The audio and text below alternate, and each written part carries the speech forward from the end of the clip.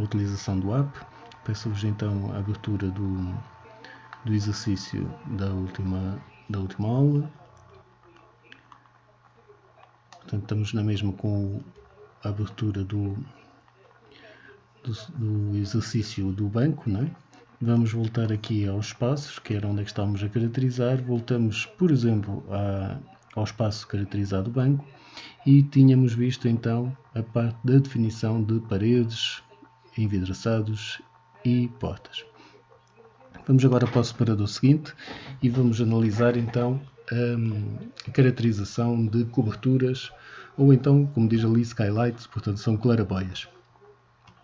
O que temos aqui então indicado é que temos com uma exposição horizontal. Reparem que poderíamos ter uma cobertura nas outras orientações, mas não, aquilo que temos segundo a área é a área que corresponde também à área de pavimento, portanto os 100 metros quadrados. Não temos nenhuma claraboia e temos a caracterização da cobertura como cobertura plana. Okay? Vamos abrir aqui, carregando no roof, e temos então, à semelhança daquilo que foi feito para a parede, a caracterização da cobertura plana. Tem então características de cor clara, com o coeficiente de absorção de 0,45, e depois vemos as diversas camadas constituintes da nossa cobertura. Conseguimos ver então que o nosso coeficiente global de transmissão de calor é de 0,618, como está aqui, okay? E temos então agora a destacar que, segundo a nossa legislação, a resistência térmica convectiva interior, no caso de um fluxo ascendente, que é aquele que devemos aqui colocar, tem um valor de 0,10. Tivemos a oportunidade na última aula também verificar que este valor aparece também indicado na ITS 50, a normalização, assim como também aparece indicado na legislação nacional no Decreto-Lei 118 de 2013. A resistência térmica convectiva exterior permanece com o mesmo valor de 0,04, como podemos verificar aqui, e portanto temos aqui o nosso coeficiente global de transmissão de calor.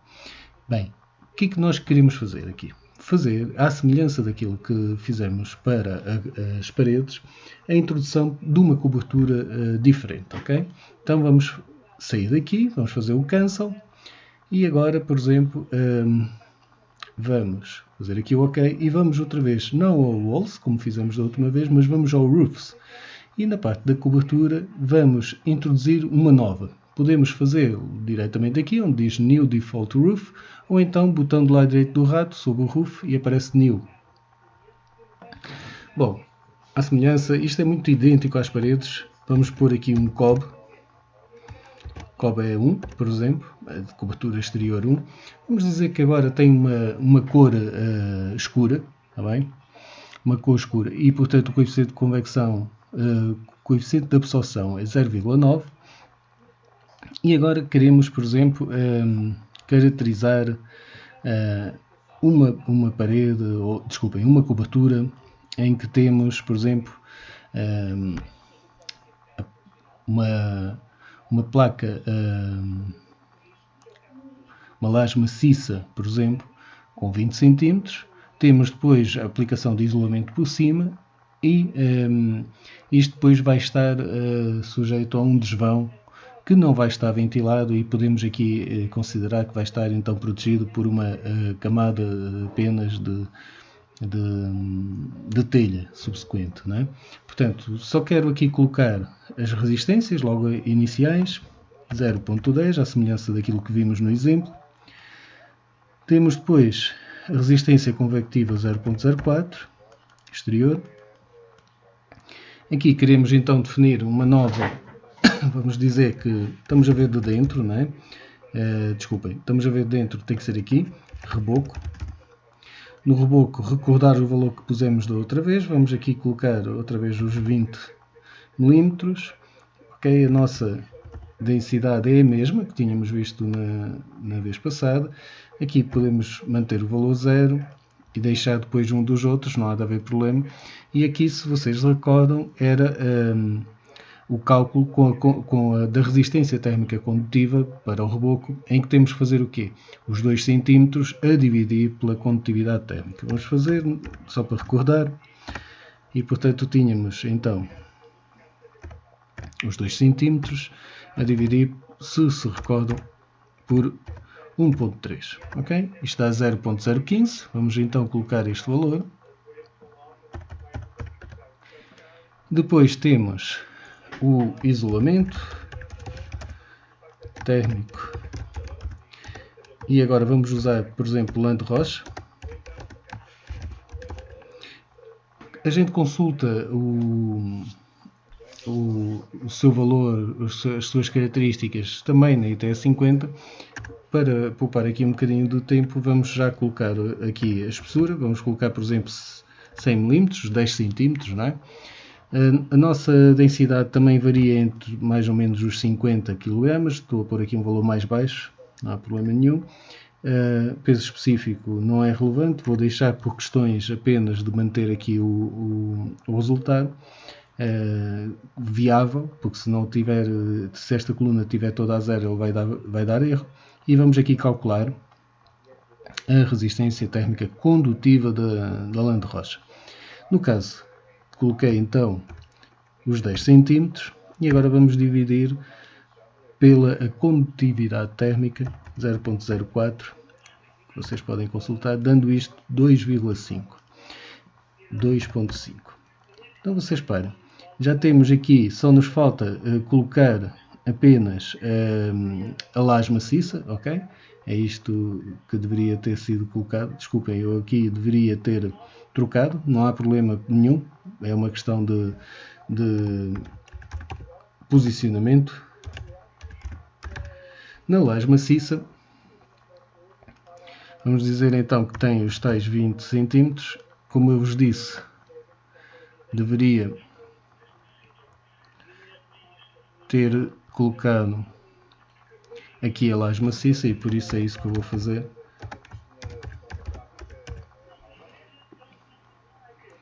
Pronto, para a consulta vamos considerar então os tais 20 cm. Vamos ver então na ITS50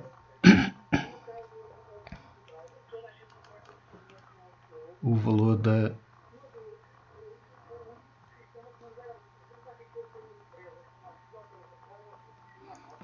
condutividade térmica e também da densidade, ok?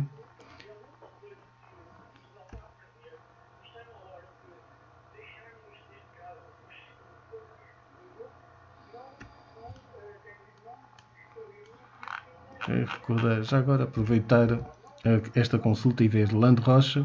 Reparem, entre os 35 e os 100, como tínhamos dito, a condutividade térmica típica 0.04, ok? Podemos considerar os valores aceitáveis aqui. Vamos continuar, procura então aqui do botão armado, né? Ok, normalmente estamos a falar que lajes maciças têm de ferro tipicamente entre 1 a 2% e portanto temos aqui os valores habituais, 2300 para a massa específica e 2.3, ok? 2300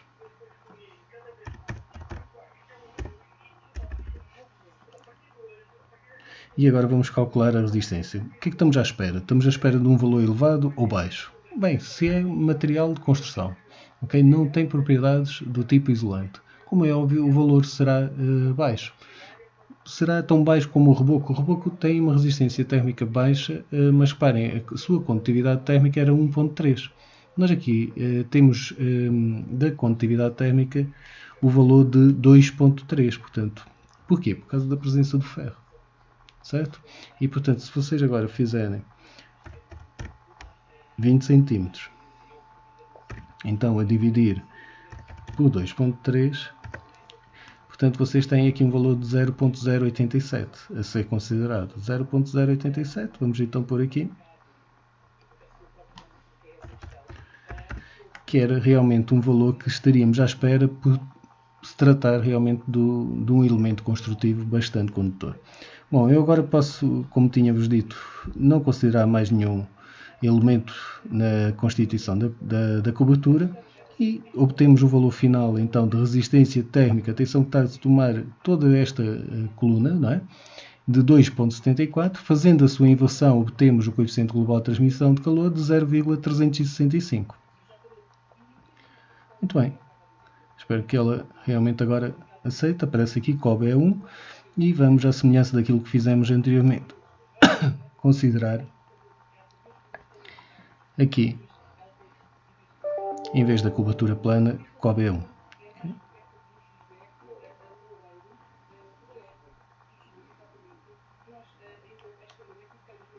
Vou fazer salvar para a gente ter aqui a possibilidade de realmente. Pronto, já temos então COB é 1 utilizando como o tipo de cobertura. Depois, vamos aproveitar e passar já ao separador de infiltrações e perceber o que é que daqui resulta. No separador de infiltrações nós temos aqui a indicação que podemos pôr características de design, okay, de projeto, para o arrefecimento, para o aquecimento e também para a análise energética. Okay? Porquê tudo isto? Porque realmente os requisitos podem ser diferentes. Podemos ter requisitos, abertura de janelas, abertura de ou funcionamento de ventiladores para isto, pronto, em que realmente isto é colocado consoante a estação que a gente esteja, de aquecimento ou arrefecimento, ou então quando há realmente pessoas ou não dentro do espaço. Aquilo que nós queremos aqui indicar é como se fosse uma taxa de infiltração. Basta-nos, por exemplo, indicar aqui que ele vai preencher as restantes, não é? Portanto, aqui não foi um valor correto e, portanto, as restantes estão aqui a serem apresentadas. O que é isto? 2 litros por segundo ou 2 litros segundo metro quadrado, ok? E, portanto, a sua conversão, como tínhamos os 100 metros quadrados, ele faz logo a conversão de 0,02. Ou então o Air Cubic Hour, portanto é a frequência de renovação que a gente vai ter. É semelhante a este que aqui está, não é? Porque estamos a dividir por 100 e, portanto, este valor daria igual. Aqui para o aquecimento, algo semelhante, e tínhamos aqui também para a análise energética. Podemos indicar que isto é para ser considerado quando, vou aqui alterar outra vez para 0, quando as ventoinhas estão paradas, portanto, ou seja, vamos considerar o efeito da ventilação natural quando temos a ventilação mecânica desligada. Faz todo sentido, não é? Ou então, se queremos também considerar durante todo o período de funcionamento do edifício. E, portanto, todas as horas, não é? Se vocês forem ao OELP, como eu estou sempre a sugerir, podemos ver aqui que infiltration contains infiltration specifications for cooling design, heating design and energy simulation conditions. Portanto, nós clicando na parte da infiltration, o que é que nós temos? Temos aqui uma descrição sobre o que é a parte da infiltração. Realmente é tal informação sobre infiltrações de ar que se dão no espaço, ok? Estas infiltrações são devido a pequenas frinchas que existem na envolvente exterior do espaço. Isto tipicamente ocorre porque as tais frinchas existem ao longo de portas e janelas e estas perdas, estas saídas ou entradas de ar devem-se também a aberturas de portas e janelas, como é evidente, não é? Portanto, desta maneira conseguimos, como diz aqui, calcular a contribuição da carga sensível e da carga latente para o espaço. Bom, depois aqui aparece a explicação e realmente o que é que estamos aqui a considerar com isto. Este é um termo muito significativo quando não temos realmente ventilação mecânica. E também para aferir o quê? E devemos ter muito cuidado com isto. Para aferir se temos ou não boas condições de ventilação dentro do espaço. Porquê? Porque realmente existem requisitos mínimos de ventilação para cada espaço. A esse propósito, convidava-vos já a abrir a folha que vocês já também têm disponível no Moodle e que dar continuidade. Vamos abrir então esta folha de cálculo que se chama ventilação. para vocês verem realmente a importância que existe, por exemplo, deste parâmetro em termos de infiltrações para um espaço. Okay? Aqui diminuir esta zona. Okay. O que é que nós temos aqui? Se vocês virem, temos a identificação, por exemplo, do edifício, e agora é um pequeno edifício de serviços existente, portanto, ou era de habitação, ou é um PES novo ou grande. Vamos considerar então o que está aqui. Ora, nós estávamos em Coimbra, correto? Banco, emergência bancária em Coimbra. Vamos aqui fazer a alteração.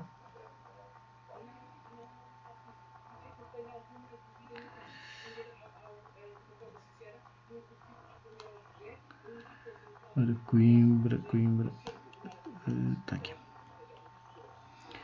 Ok, vamos considerar que esta agência bancária estava realmente na região A. A região A, vocês têm aqui todo o território nacional, exceto os locais pertencentes a B. O B, o que é? São aquelas zonas que, como diz aqui, regiões autónomas, ou então dentro do território nacional que estejam numa faixa de 5 km de largura junto à costa ou com uma altitude superior a 600 metros. Não é o caso, portanto, o nosso espaço é tipo A.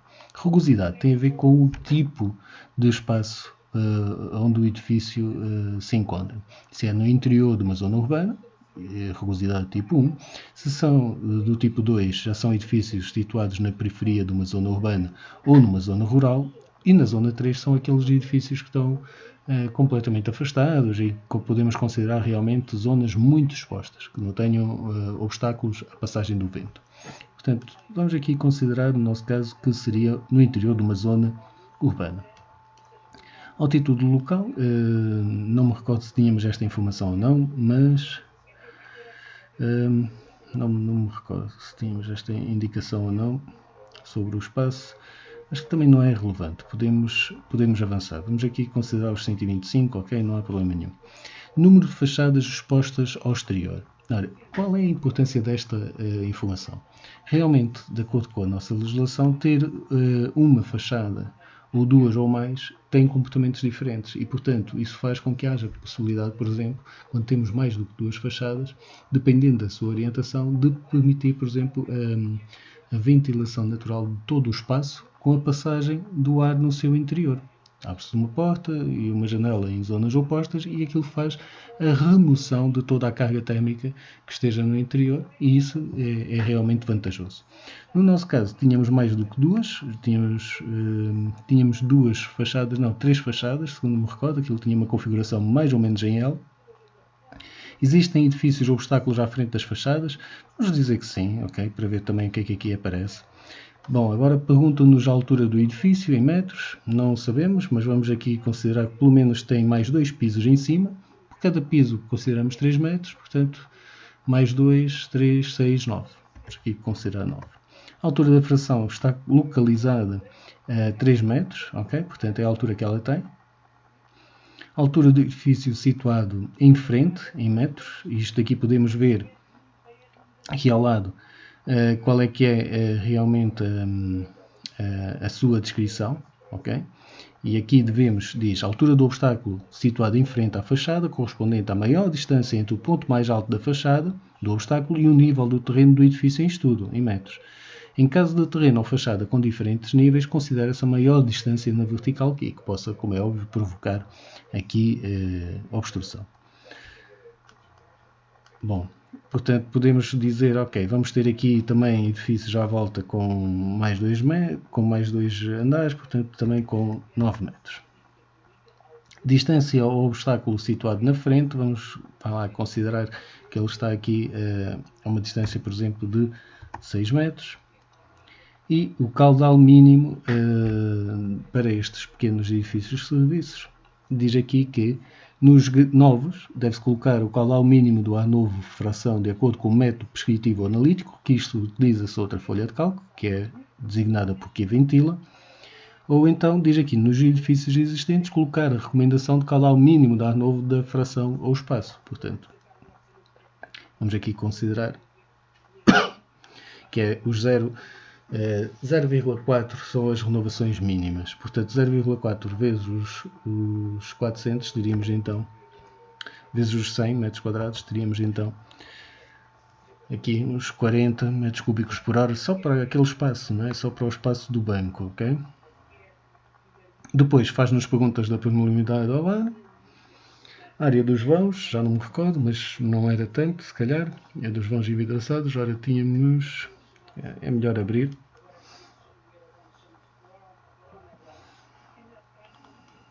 Não é este o ficheiro.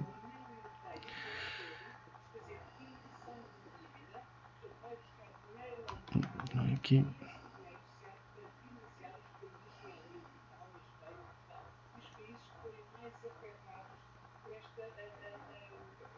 Já estou a dizer aqui um destes dois. Ora, 1, 2, 3, 4, 5, 6, 7, 8, 9. 9 metros quadrados, 9, 10, 11, 12 metros quadrados. Ok, vamos aqui considerar, não vamos aqui pôr as portas. Okay. Classe de permeabilidade, vamos dizer que a classe de permeabilidade é classe 2. Isto, há indicações para isto, ou pedimos as indicações do fabricante.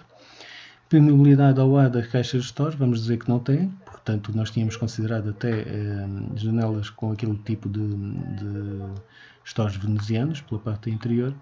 Depois, aberturas de admissão de ar na envolvente, temos ou não? Se temos, é daqueles tipos de tubos de respiração. Não tendo, dizemos aqui que não há. Havendo, a gente tem que considerar. E agora, o quê? Imaginem, por exemplo, na casa de banho, tem normalmente, não é? Então podemos aqui colocar. Ele diz que, nestes casos, nós podemos colocar grelhas, por assim dizer, de instalações sanitárias, sem condutas de evacuação e com janelas exteriores. O efeito da abertura destas janelas na ventilação poderá ser estimado com base numa abertura fixa até 250 cm² de área livre por janela. Vamos aqui considerar, ok? Temos então ali algumas grelhas. E o que é que vamos pôr aqui? Vamos pôr então a nossa área, né? Pi. D, estamos a falar de 90 mm, não é? Tipicamente aqueles tubos, portanto 0,09, ok? Ao quadrado.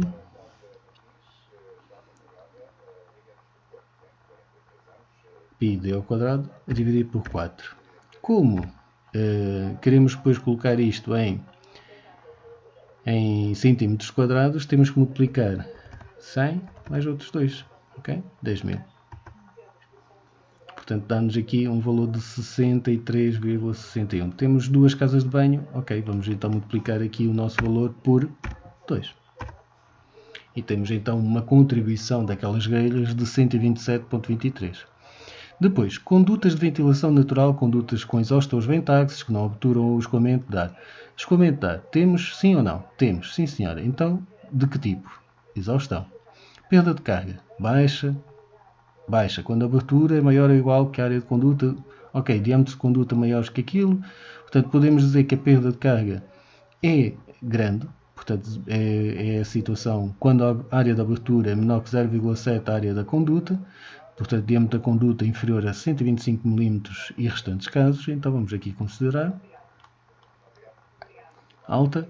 Altura da conduta, portanto é de exaustão, então ela vai sair lá em cima no terraço, não é? E depois, número de condutas semelhantes, temos duas. Uma por cada casa de banho. Se tivéssemos outro tipo,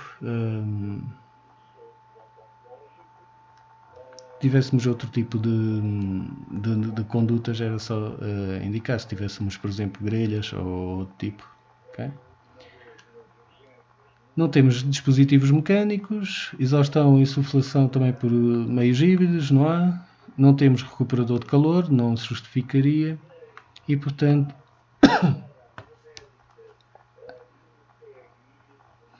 aqui o mínimo é 0,6. Portanto, o caudal de ar novo do sistema, no caso de serem edifícios novos, nosso daqui é 48, dá aqui 40, portanto, satisfatório. E temos então aqui, se precisássemos de fazer dimensionamento também de grelhas, era só íamos para esta parte e fazíamos aqui a sua análise. Bom, eu vou gravar isto então, como para ajudar aqui o exercício, né? Vou pôr aqui exercício do banco. E portanto isto já nos dá aqui a indicação de qual é que seria então a contribuição, estão a ver, 48 metros cúbicos por hora, 48 a dividir por 100 metros quadrados, tínhamos então ali o valor de 0,48 da contribuição. Vamos então colocar, portanto vamos fechar esta parte da ajuda e vamos agora colocar ou aqui, não é? Em termos de análise, podemos aqui colocar 0,48, ok, se vocês virem. Portanto, ele aqui possivelmente tem a indicação do que é que está a acontecer, 0,4, que é o valor mínimo, 44,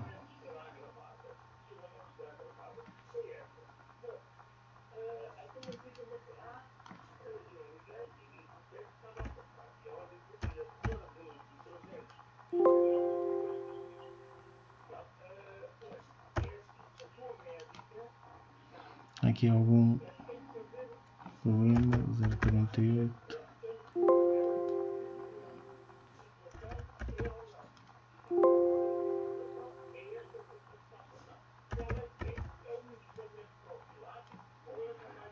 Porque aqui litros por segundo, portanto 0,48, 480. Deixa-me aqui pôr 480. Exatamente, é este o valor que temos por aqui. Desculpem lá. Muito bem. E agora podemos passar e ver ainda os outros dois que se seguem, que é o pavimento.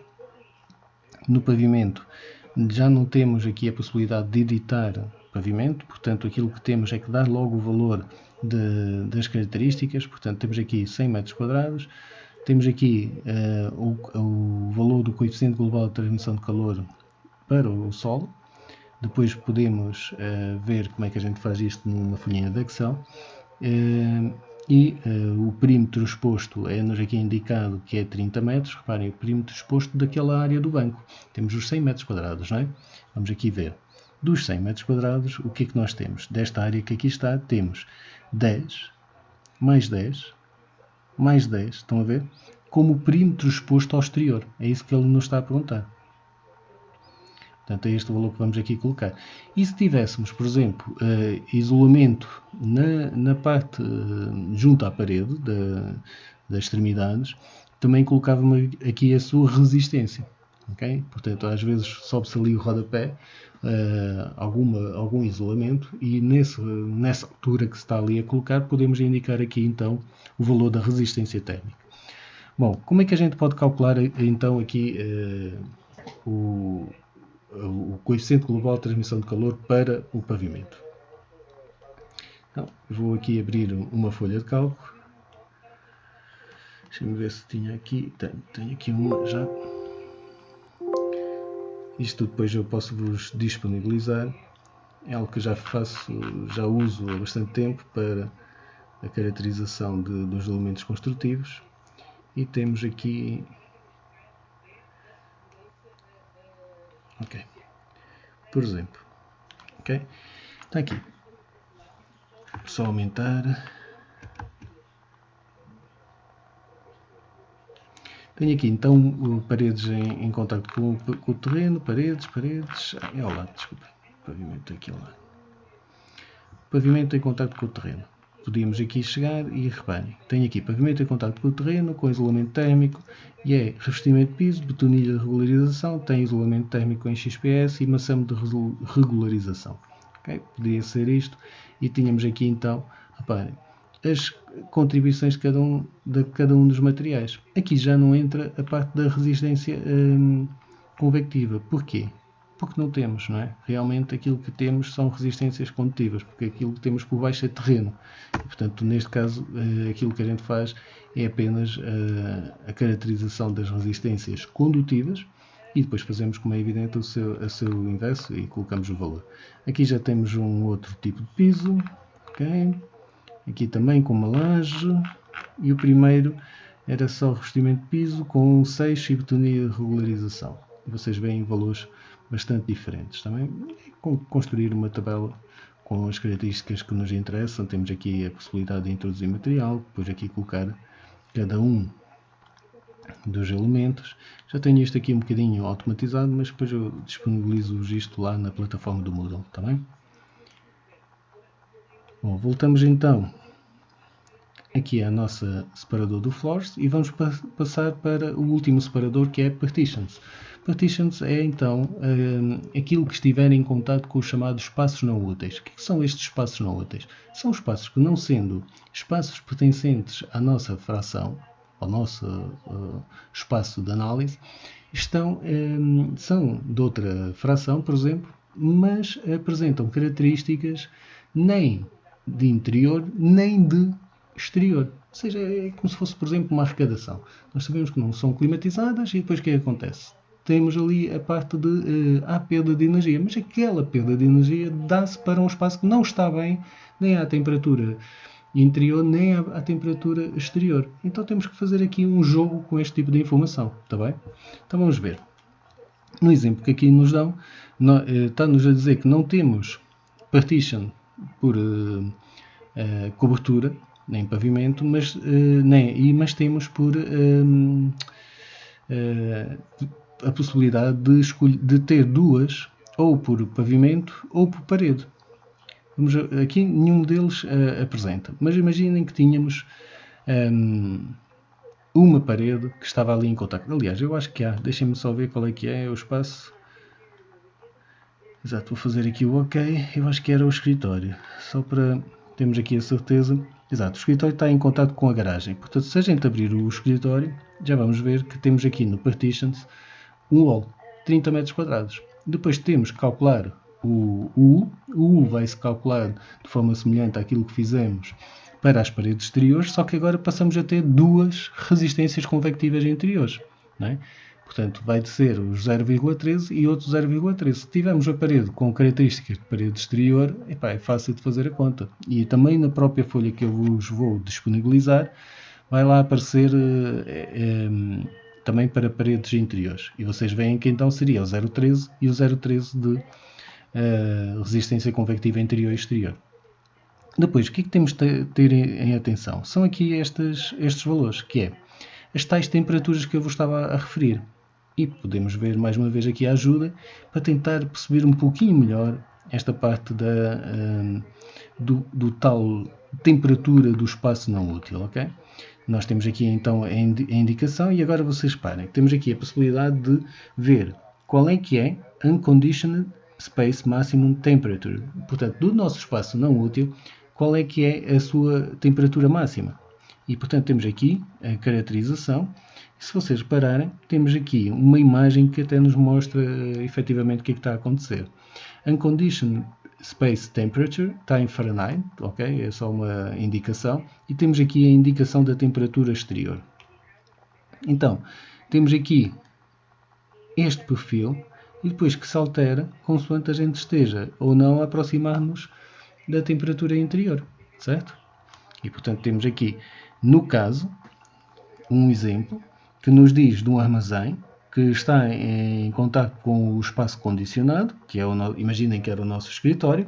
Este armazém está aquecido para se manter a 50 graus Fahrenheit, imaginem que é os tais 20, okay? Os tais 50 que aqui está, no inverno, e é arrefecido para manter a 95 graus de temperatura no verão.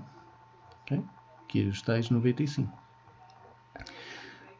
Por outro lado, o armazém, portanto, a sua temperatura varia entre os 95 e os 50, porque estamos a considerar que não há climatização neste espaço.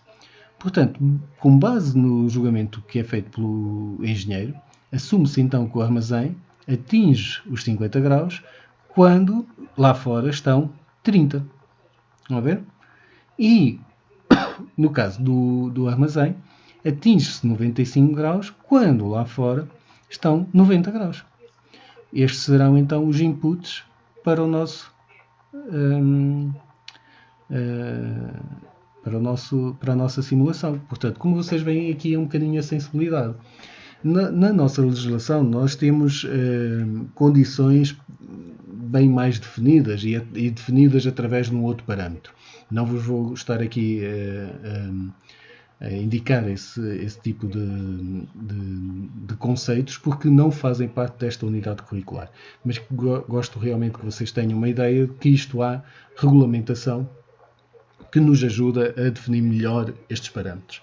E, portanto, aqui, quando estamos a usar o app, temos de ter em atenção que devemos ajustar estas regras à utilização do próprio software.